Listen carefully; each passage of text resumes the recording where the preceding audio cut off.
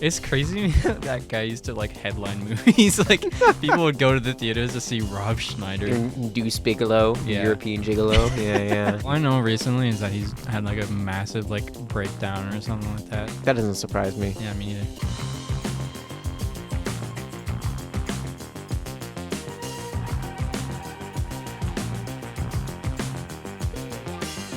Hello and welcome to another episode of the Second Year Run podcast. I'm your host, Wyatt Mason, and today I have a very special guest with me. I'm joined by Josiah. Welcome, Josiah. Hi, how are you guys? I'm doing good. I don't know how the rest of the audience is doing, but I'm doing pretty good. How are you doing, buddy? Oh, doing all right. Yeah. I didn't have very good sleep last night, but other than that, I feel like it's going pretty well. Was it like a stress thing? Was it just like a... No, I think I ate some Reese's Puffs before bed, and then, I don't know, it just kept me up. I was up till like 3 a.m. But Just all the extra sugar from the puffs? yeah. What the heck, man? But the two of us have worked together on Bad Credit, which is mentioned a couple times on the podcast already. You were my DOP, and I was your director. And that was a really fun experience. Yeah. I thought you were like super smart with all the lighting and your planning, and I was a little bit like on the clock about it. Just been like, well, I think it's okay, but I still like that environment was good. They're always trying to like bring that to the table, and it seems like you very specifically want to get into like DOP related stuff with lighting. Where's that sort of like? Where's that come from? Where do you get the inspiration from? Yeah, well, I didn't really know what I wanted to do necessarily for a long time in my life. Like when I was a kid, I wanted to be a video game developer, and then I was like, oh wait, I'm like really, really bad at math, so I probably shouldn't do that. And then when I moved here from Alberta, my dad is like he like works at a church, and so I was doing a lot of like the production stuff at the church as a volunteer, and then I ended up, they have like the one that my dad worked at when we originally came here. They had some pretty crazy like production going on, I guess, and it was like, I don't know, they had like red dragons and red weapons and stuff like that. Wow, holy crap. Yeah, it was pretty crazy, like eye-opening stuff, and I was able to work on like the live productions there, and I didn't really like particularly like the live production part of it, but I just liked the production itself, and it was really fun just, you know, hanging out with people who were way more knowledgeable than me. That's like probably one of my biggest things is like I really hate being like the person who knows everything. Like I want to be dumb. Like, yeah. I want to be the dumbest person in the room. Yeah, and I think when it comes to such like a technical role as director of photography, like I feel like that's just what I want to do. Like I see these people who are so well versed in not only like the creative aspect, which is a very large portion of it, but also, you know, the technical aspect of it. And yeah, it does involve math, which I'm still working on, but yeah, I just think that having such a large knowledge database for being like a director of photography is like, I don't know, it's just something that I really, really want to focus on and eventually get to that point in my career. I think when we both started this program and I was getting to know you a little bit off the top, you seemed like a camera guy, kind of like Thompson in like a similar way, because I mentioned on his episode of the podcast too. Yeah. Has that changed at all? Do you think you're still focused on cameras, or because there's some overlap obviously between both lighting and the camera work, period, but are you more focused on lighting now as opposed to in the beginning, like how Thompson's moved on to sound? Yeah, I think everyone gravitates towards camera at first, right, and everyone wants to be a camera operator or something like that. But I realized pretty quickly, especially in this program, that I wanted to be a director of photography. That was like when I started this program, I was like, I want to be a DP. I didn't realize how much though that lighting was such a big part of it, and that it's probably even bigger than just the camera, right? In terms of getting like a good image. So yeah, when I first started in the program, all I really knew was camera. I didn't know anything about lighting because I came from that background of just working in live production as like a camera operator. And I'd seen people like the stage production lighting technicians and stuff like that. I'd seen them do it. I didn't really know anything about it though, right? But when I first came into this program, all I knew is that the DP was the person who made the image look cool, right? Mhm. That was like all I really knew, and I didn't really know the full extent of that until we get to the point where we're at today. I think definitely that's a yes. I am more into lighting now, and I think even just like getting into the industry as a DP, you really have to like know lighting like quite a bit more. Right. Yeah. And I from the people that have told me, like I've talked to DPs, I've worked on a couple shows, and they've basically all been the same. It's like work as a lighting tech. Don't just do like just camera stuff, because you will probably, it'll take either a really, really long time, or you'll just get stuck being a camera operator, which I'm not saying is like a bad thing. People want to be camera operators, but I don't want to be a camera operator. I want to have that, large technical knowledge base on lighting and also cameras too. Yeah. And yeah, also too, like with being a DP is like you're also a leader, right? You're leading 3 departments basically, and you're also working with all the other departments on a very high level, which I really like, and I like having the challenge. Yeah, I think that's something that I just really want to work towards. I don't want to like settle for anything really lower than that. And on your commercial for the first year, you were director on that one, right? I was, yeah. Yeah. How has that influenced your like view on like a DOP versus a director? Because in my opinion, I always think that a director should be a DOP a little bit, a tiny bit, just to even understand what the lights are doing, and once again what the camera is doing as well too. Like for the bad credit that we worked on, I was listening in a lot of what you were doing and what the shot and what lighting you were trying to create too. And I ended up, I think, focusing a little bit more on the camera side of it, looking at the actual framing of the shot, while you're more creating the environment around it. Yeah, I think that is a very important thing. You should, as a director, definitely be looking at the framing and everything. Because, I mean, at the end of the day, it's you. This is all you. This is what you're going to be credited as. I guess same with the DP, but, it's more so like this is what you want to show in the frame. If it doesn't get shown within the frame, it doesn't get shown at all.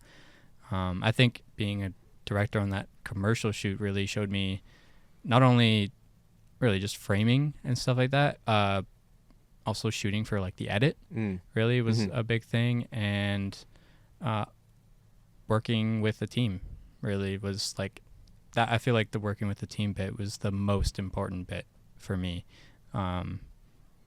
and yeah, I think like I said, like as a DP, like you definitely have to work with and you have to manage a team effectively.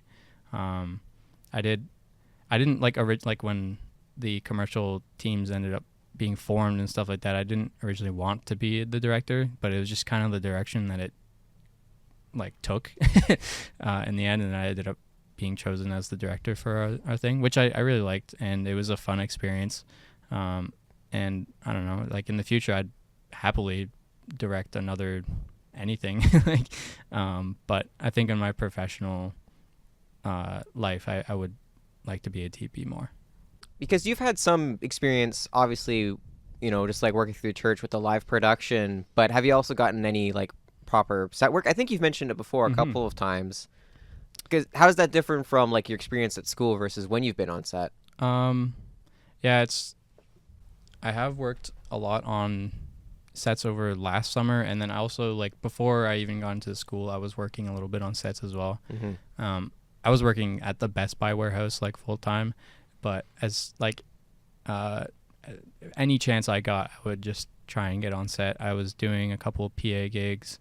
My buddy Ben Burgess, he's a AC, and he works on like a lot of like those MOW shows, which are all like Hallmark and like movie of the week.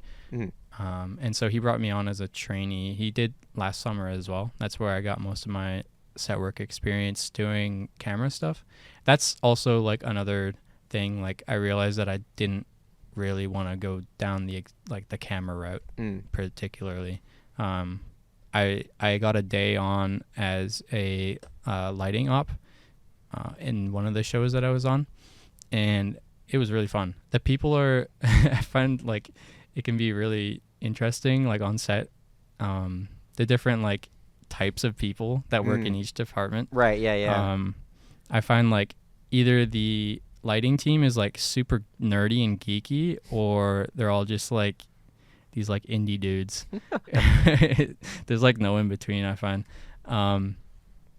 Yeah, but I really liked lighting just for that one day. The rest of the summer I was just doing trainee stuff, but yeah, I really liked it. And it also made me realize that like on like a completely different note, I like it like solidified in my mind that like there was something about my inattentiveness that was like a problem for me, and like what I do for work.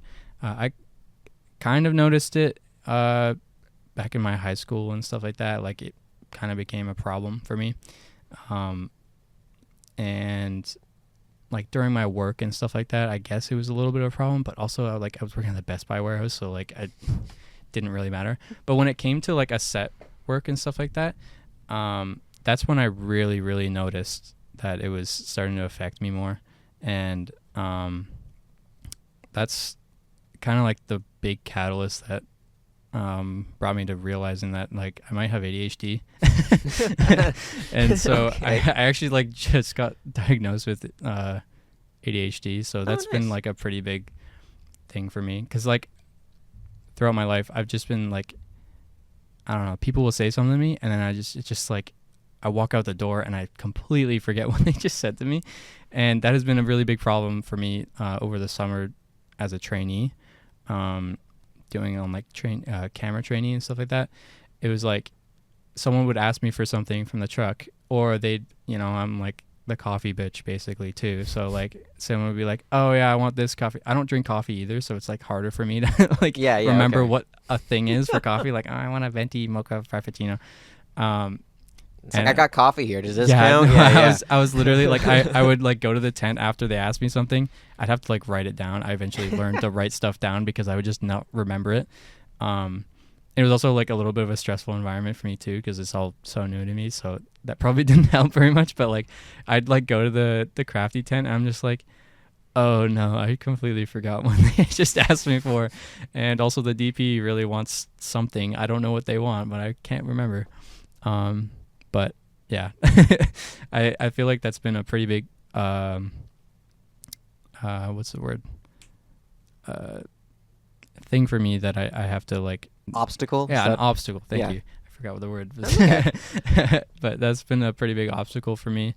But now that I know about it and I can actually manage it, and you have a diagnosis written down on a piece of paper. Exactly. Yeah.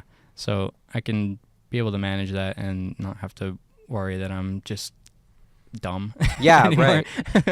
I think that's a big thing, honestly. Like, you see people complain about it, like, oh, we never had celiac when I was a kid or whatever, like that kind of sort of like boomer complaint almost. And it's almost like, wow, if people realize that there's something not wrong with them necessarily, but maybe just off or different, maybe they should go get that fucking looked at, because maybe it is just ADHD, and if you get put on a medication, you can overcome it. Exactly. And you're not encumbered by challenges anymore. You can actually work through things, you actually get things done. But when things go untreated, well, of course you never heard of it before because nobody gave a shit. Yeah, exactly. It's just that we care now. We actually want people to do things instead of just wallowing in their misery. Yeah. That old guard kind of mindset where it's like, oh man, this is all on you kind of a thing. I think it can be a little bit useful sometimes. Like, honestly, sometimes you just gotta like suck it up. But absolutely, also a lot of the time it's just like, okay, man, there's actually something like a problem that needs to be dealt with, Yeah, exactly. Yeah, I agree with that. And hopefully moving forward, I am better. But it was a very eye-opening experience. I'm glad I was able to do that this summer, and I was able to learn that about myself. And I feel like, especially even like this semester, I've done a lot better academically. That's good. Ever since I kind of figured that out. And yeah, I think that it'll help, I think, a lot for even like our short film productions, which I've been looking forward to since like the very start, right? Like term one, you mean? Yeah. Like from the beginning? Yeah. Yeah. Yeah, and I had, like I said, like really good experience on the bad credit, and you were very allowing of me to be Thank you. like creative in my own manner. Once again, this is the main reason why I have this podcast. I just want people to tell me that I did a good job as a director. But thank you. Yes. You did do a good job. Yeah, but I think with this short film that we have coming up, we have the opportunity to like really just make it at the best we can, and hopefully everyone's on board with that, and we have everyone doing the best they can as well. Yeah. You're working on the same set as Connor, who I had last week as well. You're both working on a horror short, essentially, what the plan is going to be. So I'm really looking forward to see what you're going to do with the lighting and what kind of, like, I guess, like, set space you'll be ending up with. It's pretty still early in production. Like, even my group doesn't necessarily know what the hell we're doing. We're still in the middle of doing script writing for these scripts. I think, like, when we come back from our winter break, we're supposed to have, like, a finalized copy from the writers for us to actually start working on. But has your group done anything to try and get anything started? Mine hasn't, to be honest. Yeah, and I'm okay with that. I don't think we have necessarily, like, production design wise, we haven't really, I mean, we have like inspiration that we've kind of gathered, I guess, for what we want, like, I guess our monster to be and like the set to kind of look like and stuff like that. Like, I've been kind of gathering that, and just from like, the thing with ours is it's a little bit easier for us to start production design rather than your guys's, because you have different locations, whereas ours is in 2 basically, or maybe even 1, depending on how the script goes. Yeah, exactly. Yeah, depends on how Bruce likes the second location. But yeah, I'm definitely planning a lot of things. I've been reading a lot of American Cinematographer magazine. That's really great, but just like the different, I don't know, I've just been looking at like different articles on different horror movies, their effects and the way they lit them and things like that. Yeah, I'm pretty excited to, I don't know, try new creative things that will help me. And I think the biggest thing that I want to learn for this production and just kind of get down the best I can is contrast ratios and like using light meters and stuff like that. Actually getting into like the technical side, because with bad credit I was kind of just eyeing it for the most part. And like, I mean, we had a light meter, but it was like I think they gave us the wrong one. Sorry, ops. I'm sorry. But they gave us like a old photography light meter, so I was like, this is not gonna work, so I kind of had to eye it. But yeah, I think for this one I want to try and get contrast ratios and just trying to make it look as professional as possible. Maybe try and get gear from rental houses and stuff like that in terms of lights and stuff, which could really be fun. And I think working in a studio, because the production is supposed to be in a studio, like it's supposed to be like a movie within a movie kind of thing. Not to spoil everything. Yeah, give everything away on the podcast. Yeah. But I think it has a lot of opportunity to make it look really cool.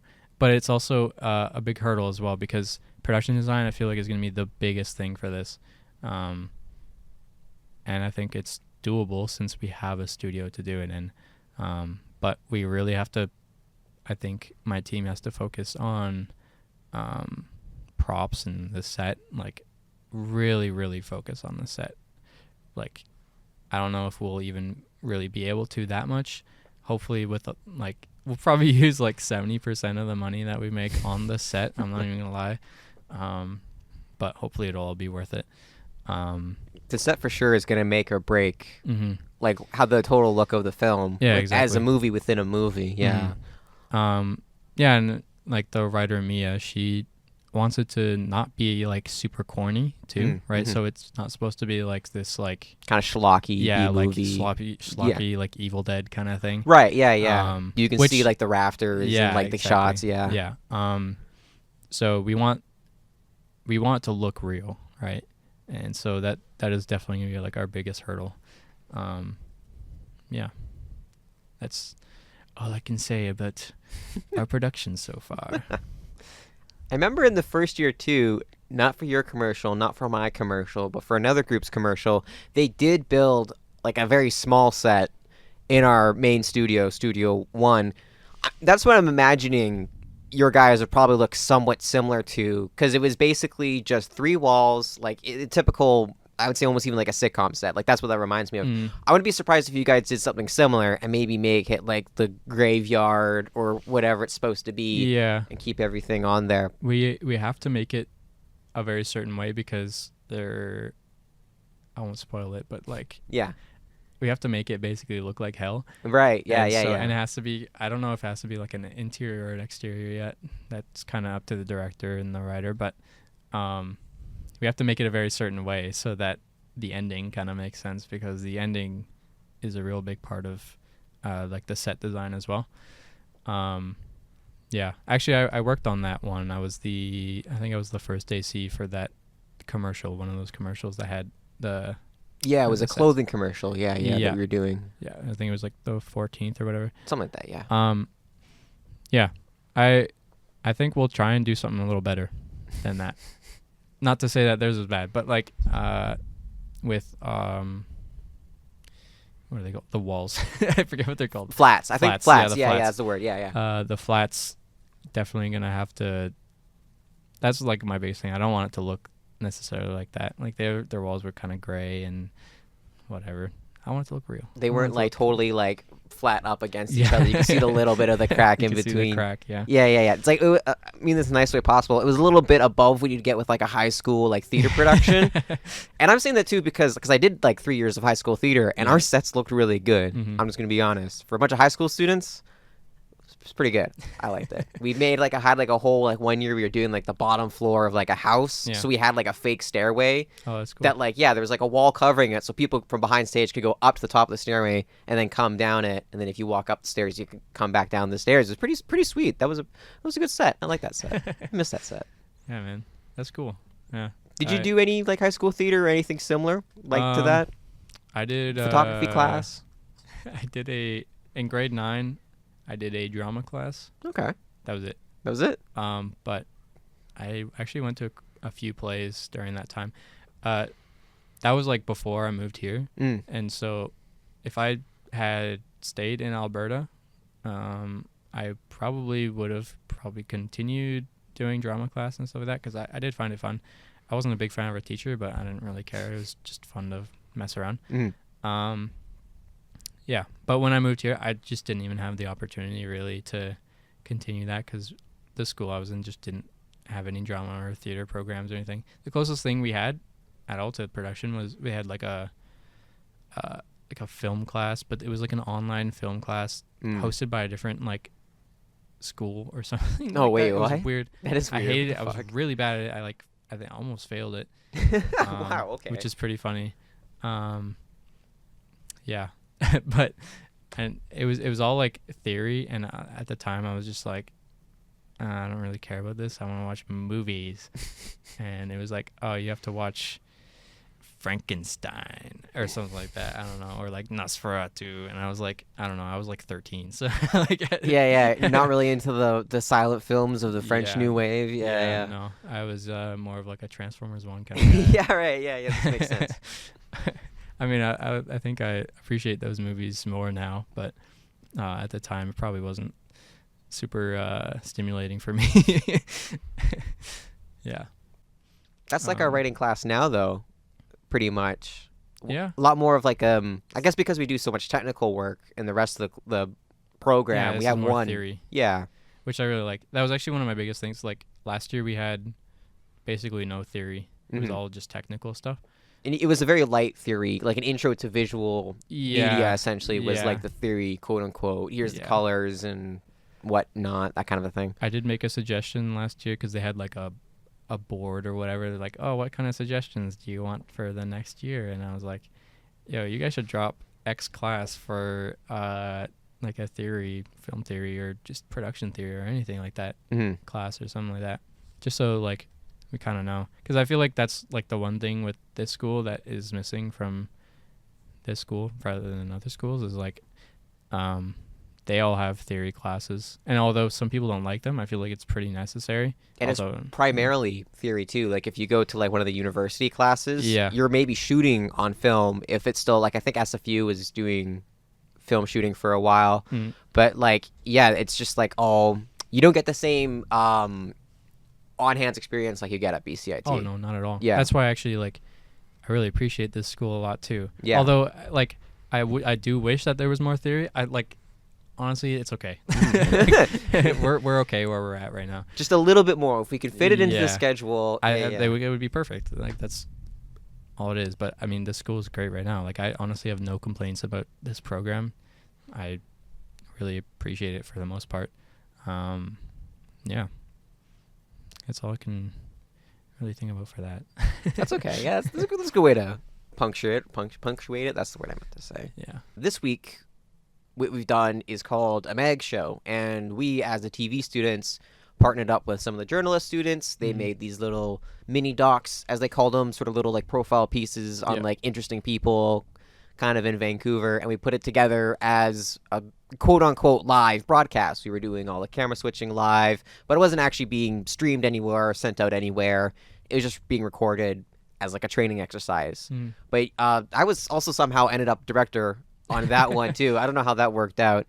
2 for 2, I guess. And then that was really fun though. I had a lot of fun with it, and I just like the live kind of side of it. I don't know, like there wasn't many hiccups. I think the first group that went, because we were the second group to do this mag show, they had a little problems with like their setup and making sure everything was running. And then when we came in, I don't know, I felt like it went like pretty smooth. What did you think? Yeah, I agree. I think it went really good. Like honestly, like because we had like something similar last year for our practicums, right? I feel like this was just like so much better, even though we had to like set everything, obviously not all by ourselves, but we had to set it up primarily by ourselves, which was a pretty big hurdle. That like before we even started this, we were like, oh man, how are we gonna do this? Like I don't even think I could like wire all this stuff up, but then we ended up doing it, and I was like, oh, okay, this is cool. Yeah, somehow it got done. Yeah. They were like, I remember at the very beginning of it, they were like, oh man, we're gonna put you guys in positions that you hate. You're not gonna like. You're gonna hate this.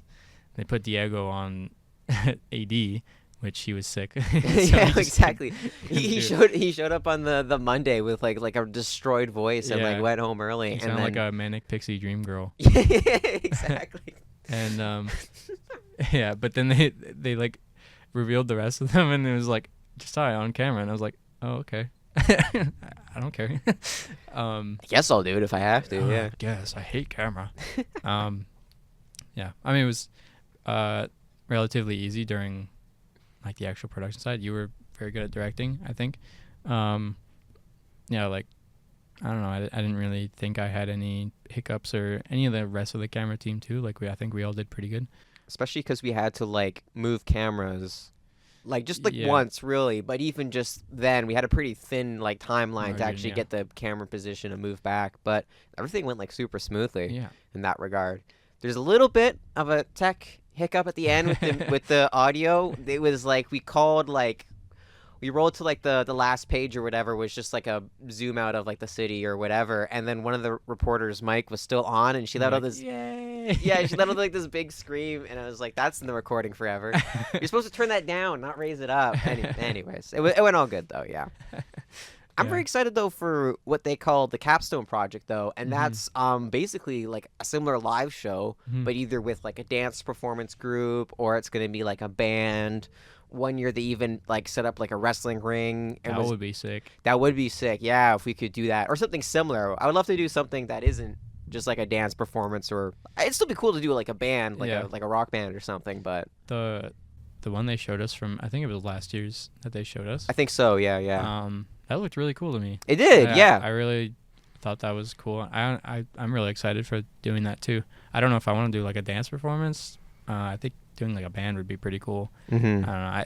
I watch a lot of like YouTube like live performance music video things, and they're super fun. I'm like, oh man, I'd like to do that. So it'd be pretty fun to get that going. Lighting wise too, like doing lighting for live production, I think would be pretty cool. Like especially like changing lights and like turning off and on. Making the lighting an actual part of the performance, like exactly. a piece, Not like all just, together. oh, you have to fill this. You know? Yeah, exactly. Not just like a spotlight so we can see like Yeah. who the fuck is singing. Yeah. Yeah. Create more emotion. Yeah. Yeah, I'm pretty excited for that. What you said with the wrestling thing, man, that would be sick. I know, right? And especially because, like, I mean, there's somebody in this program that knows some wrestlers. You know, he might be listening to this right now, and I think I've discussed it with him already too, depending on how those teams work out. Because that's the interesting too with the short films, is that we didn't really, with the commercials last year, we kind of had a chance to pick out our sort of group. Like, I think it was like you partner up with somebody, There and was then like 2 other people. It was like 3 people in a group, and then the rest get assigned. yeah, exactly, yeah. So that way the production group's organized like that. But then for the short films, it was basically not that. It's like just we kind of got thrown in together with random people. The writers could choose like 2 other people to work with, which is why Jason chose me as director for his, and I think you with Mia, she chose you as her DOP. So that's been kind of decided, but other than that, the rest of the kind of positions were just filled in by random people. And some of them are people that I haven't worked with before, and some of them are people I have worked with before. So it's kind of, and now there's just some people that I straight up haven't worked at all with in the program. Like I've never been in a group with them somehow. Yeah, same. Yeah. Yeah. It reminds me of like high school where there's like a couple people who I just never had any classes with them like all together. Like I think I've told the story before. Yeah. Yeah, like I was at like a party or something, and this guy who I went to high school with for 5 years but never had one class with, like I just met him at his party. We were in the same school for 5 years, and I had no idea who the fuck this guy was. But yeah, it's funny how that works out. Sam Witwicky talking to his crush. What's her name? Oh well, Megan Fox. Megan Fox. Yeah, I What's don't her know. name in it? Michaela. I think so, something Yeah. like that. She doesn't remember him. They went to school since kindergarten. That's tragic. Is this why our bad credit was so influenced by Transformers 2007? I feel like this all came from you. I feel like this maybe got brought up once Yeah, at like probably. a production meeting, and then I really think it was. and then I think we just ran with it. I liked it as an idea. I was like, that's good. We're gonna Yeah. set this in 2007, and this is gonna be a whole tribute. And Yeah, this is in the world of Transformers. this happened. This was happening like on the other side. Well, and like Bumblebee was like driving Sam around in his car. This is what was happening in Canada. Yeah, at the same time. Yeah. There's going to be a director's cut of that bad credit that's going to come out eventually, and I will link it on this channel because I think at this point people need to watch it. But I'm gonna go very hard with the Transformers references Gotcha. in my version. You should do like because we have like the establishing shot on the exterior. You should do like Bumblebee passing by.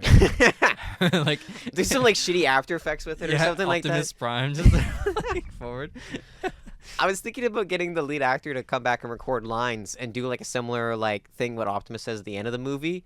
I can't remember what he says exactly now, but like something that we are one or whatever it is, and just do it like that. What I've done. You have to get copyright by Linkin Park, but I think it'd be worth it. I think so too. Yeah. Tie it all together, make it all a complete package. Yeah. Yeah. Is that like your favorite movie? Like you've just mentioned it a lot, but that like is it just nostalgia for that movie? Oh, just purely nostalgia. We just had it on DVD when I was a kid, so like That's fair. Yeah. it was like one of like the only cool movies I had when I was a kid Mm. because I have like a super Christian family, so like I don't actually know why they let me watch Transformers. Like, dude, we had Twister on VHS, and they said okay. like shit a couple times or something like that, and Yeah. then they took it away from me. But they let me watch Transformers, so I watched that movie probably like 4 billion times. Very influential. Thank you, Mr. Bay. It's a good thing they didn't make you watch the second one. I think your parents would probably have had some objections. Oh yeah, I've never watched the second one. Only the third one. Only the third. What? First and third. Really? No, I'm lying. Okay. Well, I don't know. That seems like reasonable enough. I was like, that makes sense. You'd miss the second one. It wasn't that good. Yeah. You just missed the racist robots, and yeah, that's about all you're missing. Yeah. No. Purely nostalgia. People always ask me like what my favorite movie is, and like I can never remember what my actual favorite movie. I have it like written down and stuff, so I kind of just drilled it into my brain. I'll just say Happy Feet. Happy Feet's my number one. I'll never be able to tell you my other like 10. So just Happy Feet. Just Happy Feet. That's Yeah. one. George Miller classic. It is. Yeah. Not It's got Happy Elijah Feet Wood 2. in it too. It does. I It does forgot have about Elijah that. Wood. and who's that fella who died? The Stingray, Oh. Australian guy. Oh, crap. What is his name? Oh.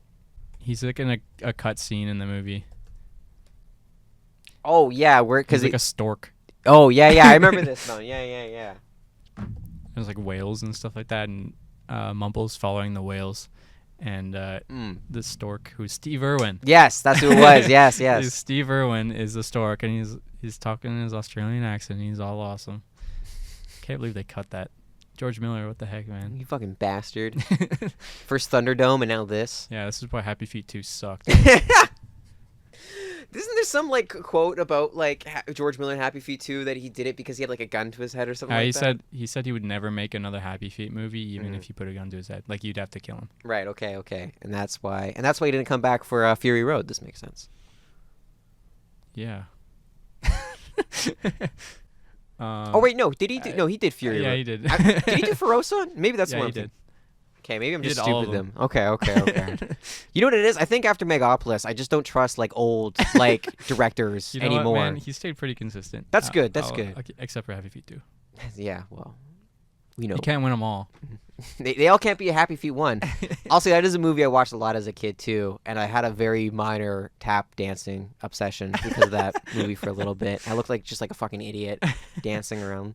Is there any movies that you'd think are maybe overrated that you just don't get, you don't understand, or is there like even like a movie you think that's underrated, like just like in a weird way underappreciated? Because I feel like a lot of the stuff that I like is usually like pretty like, I'll say quote unquote accepted. Like, I don't know. There's nothing that besides like weird, like random, like nostalgic kid movies that I like just because I watched them when I was a kid and I can still get some enjoyment. Like Jimmy Neutron. Like, I still love Jimmy Neutron, Boy Genius. That's probably honestly a top 10 film for me. But it's also because I have a lot of like just nostalgia for it. And I think it's still good at being like a kid's movie. Yeah. But there's not a lot really going on with it. Really the only thing that can come to my mind is not a movie, but it's a show. And it's also pretty widely regarded as like an insanely good show, but for some reason I can't get anyone I know to watch it just because of how like there's like a lot of cringe moments in it. Okay. I can deal with it because as a child I was very cringe, so I've grown up to love that part of myself. But and that show is Arcane. I don't know if you've seen it, but like the intro is like an Imagine Dragons song. Right. Okay. And so that kind of puts you in that place. They also have like basically like music videos in every single episode and stuff like that. So it can be a little bit cringe at times. I kind of ignore it. If they weren't there, like honestly, like if the music was there but without the lyrics, it'd be that much better. But I still love the show because it's like insanely good writing. Like they spent like 9 years setting that show up. Yeah, I was like doing a bunch of research on the show itself and like how they created it, how they formed it. It was really neat. And like the showrunner basically said like before they even had like a actual plot, they would just plotted out characters, right? Like they plotted those for like 2 years before they actually like got a full plot, which was still being molded up until like they had started development of the show, which is pretty crazy to me. But it ended up being like insanely good. Like I haven't seen anything like that from any other TV show I've ever watched. And not to say I watched a lot of TV shows. Like I'm sure like Breaking Bad is probably really good too. I just haven't really seen it yet. So but yeah, I'd say Arcane is probably like underrated for me just because I can't get anyone I know to watch it. It's really hard. And every time I try to like force someone to watch it, they're like, "Oh, this is so bad." I'm like, "No, you have to just ignore the music. Just focus on the story, please." Just focus on Jinx and V and what they're doing. Don't worry about anything else. And like they have like the show is just full of like stereotypes for characters, but they play on them super well and not stereotypically, and it works super well for it. And I think people look at it from like a surface level. They look at those stereotypes and they look at, I guess, like the millennial cringe element of it. I don't know. Looking at deeper level, I'm just like, this is outstanding. Like, this is probably the best thing I've seen in a long time. Yeah. In terms of movies, though, I don't know. What about you? Do you have any underrated movies? I guess, like, thinking about it a little bit longer, a movie that I consider underappreciated because I just don't hear people talking about it in a similar way is Life Aquatic with Steve Zissou. I I haven't seen a lot of Wes Anderson movies. That is one of my favorites, though. I've seen like that and Fantastic Mr. Fox as like Wes Anderson proper, but I just love like both those movies, and especially like Life Aquatic. Like, once again, that cast is just incredible. It's got fucking Bill Murray, Owen Wilson, William Dafoe, Jeff Goldblum. I can't remember who the leading actress is in that one off the top of my head now, but it's all great. And his like directorial vision and the auteurness of it, you can just feel it drenched in that Wes Anderson style from like beginning to end. There's that part where they're talking about how like this isn't like a fiction, this is like a real event. Like, Bill Murray's talking to Owen Wilson, his son, about this, and it's a cutout of their submarine on a set. He's saying this is real life, but it's so obviously like fictitious. And I'm like, this movie's fucking amazing, man. Like, I love Life Aquatic, and I love his red hat. That's like my favorite. I just love his little red hat and his Adidas sneakers he's got on. It's great. It's a good movie. Yeah. I like that one a lot. I have to watch that. You should. It's really good. I like it. Happy Feet's also an underrated movie. Yeah, but pretty is. Yeah, I think it is. Yeah. Yeah. Oh, have you seen Almost Famous? Oh no, but I've heard of it. It is so long, but I love that movie so much. Who's in that one? Do you remember? I can't think of the top of my head. I also can't think of it. It's got the girl from 500 Days of Summer. She's like not a major character. I think she's like the main character's brother or sister. Sorry.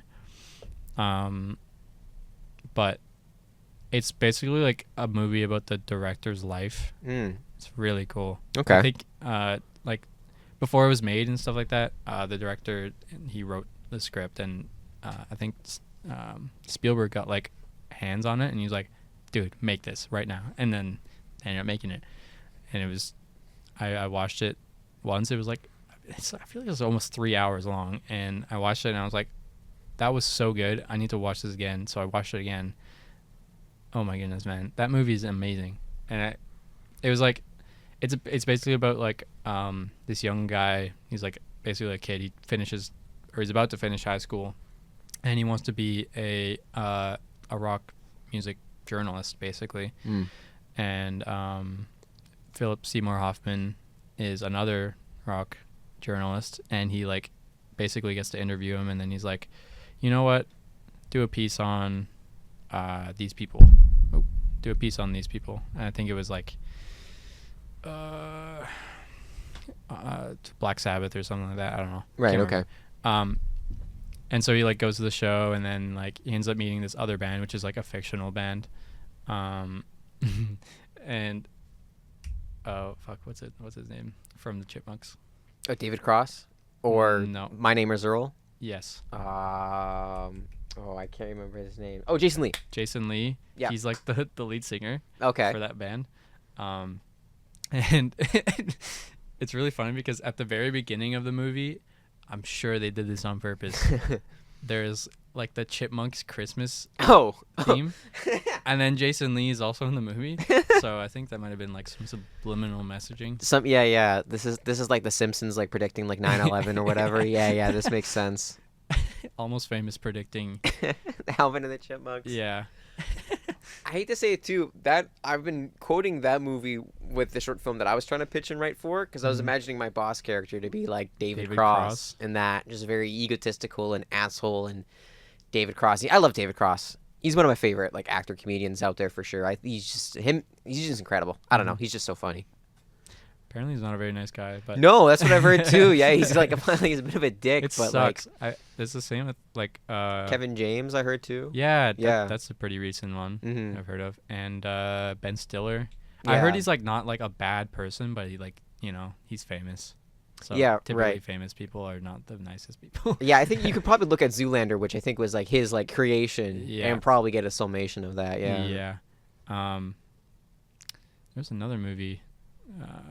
I think it was like his first movie he ever directed. I forget what it's called. It has Winona Ryder. I was thinking of The Cable Guy, but I don't think he directed that. I think he might have just written for The Cable Guy. Ben Stiller. He was also in the movie. Ben Stiller. Yeah, he was.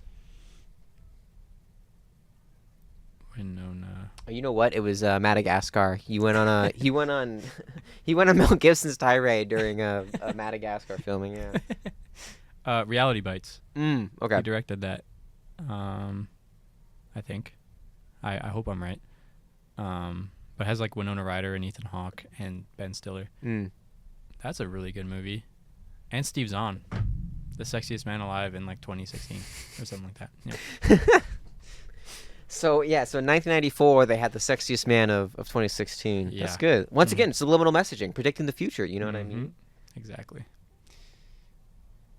I'm just looking what else. Oh, I forgot he directed Tropic Thunder. I did not know that, which is also a really good movie. And right after Zoolander too. That's pretty good. Yeah, man, that guy was on a run. Then He was. Night at the Museum. After that, that's so true.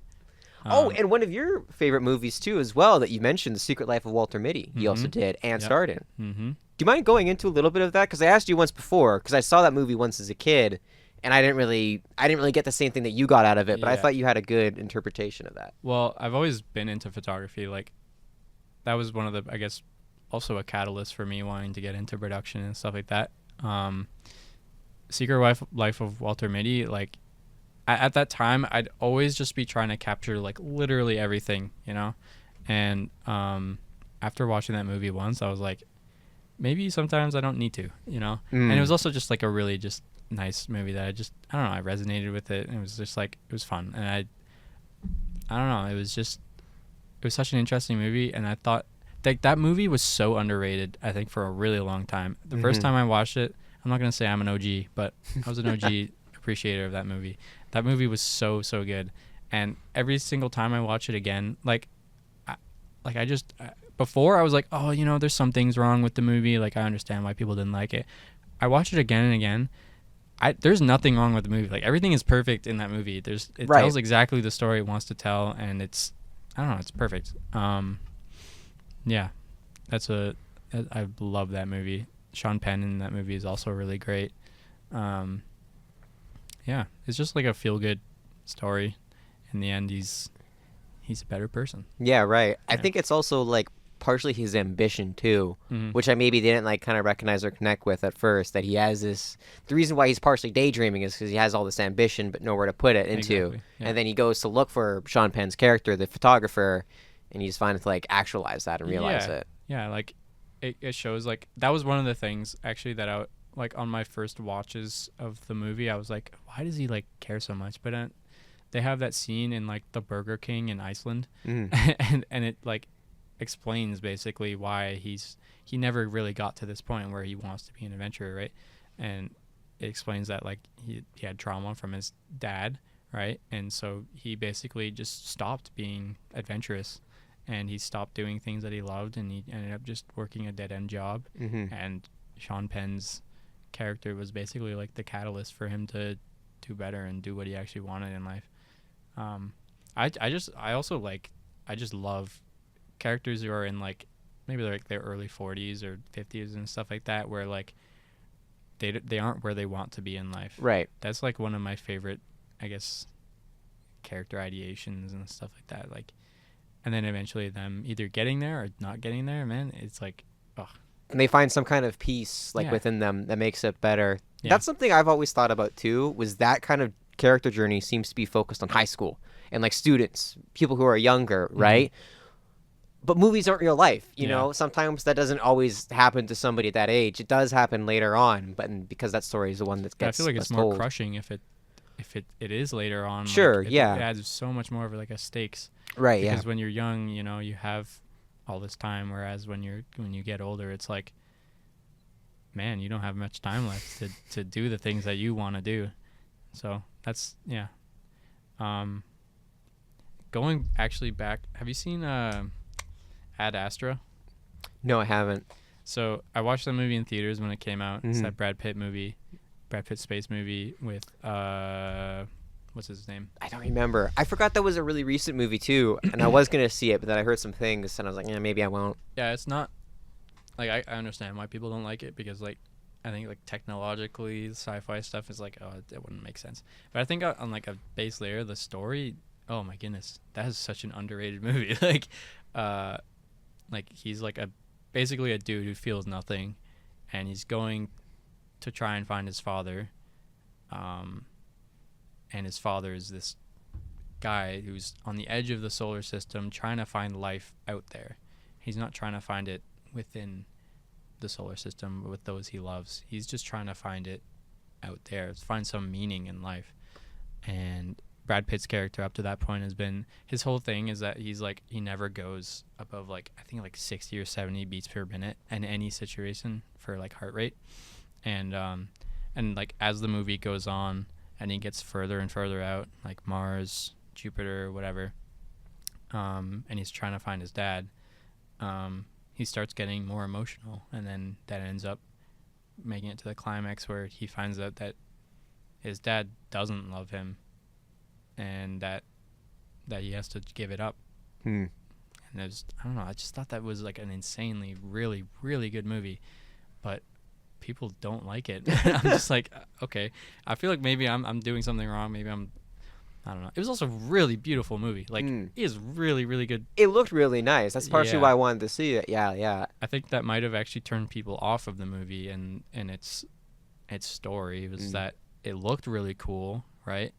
But, you know, like some of like the continuity elements just didn't really line up, which I understand. But then they only saw the cinematography as like, oh, this is just like filler, basically. Right, yeah. This is just like, oh, this isn't substance to the story. Yeah, exactly. Yeah. How does this connect There back? is substance to the story, too. Right. But they just, I guess, couldn't see that over the continuity, which I guess I understand. But also, like, I care so much more about the story than continuity. I don't really care. It's sci-fi. Who cares, man? Like, I don't know. They have like a moon buggy scene where there's like space pirates shooting at them and stuff. And I'm like, this is so cool. This is like the coolest thing ever. Like, what? Yeah. And this story about emotional damage by a father figure? Yeah, that sounds sweet. Let's have space pirates in it. Why not? Yeah. Throw something else in the mix. But thank you, Josiah, for coming on today's episode of the podcast. It's kind of like a little bit of a last-minute thing. It was good to have you on and have this conversation. Happy to be here. Hope I can come again soon. Yeah, we'll see. Maybe we'll see. But I'm not very good at this. No, obviously not. Yeah. I've only been talking for an hour. But I also want to thank the listeners for listening in on this episode of the podcast, and I hope you have a good rest of the day, wherever that might be.